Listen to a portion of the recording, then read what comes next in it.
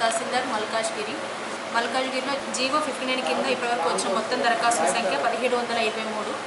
ఇందులో 1674 అప్లికేషన్స్ ఆన్లైన్లో ఎంటర్ చేయడం జరిగింది. ఈ 1674 మందికి కూడా నోటీసులు సర్వ్ చేయడం జరిగింది.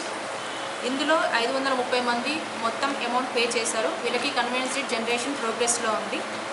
మిగిలిన వారు కూడా మే 31 వరకు డబ్బులు చెల్లించి కన్వీనియన్స్ డీడ్ జనరేషన్ కుంకంగా ఉండాల్సిందిగా కోరినది.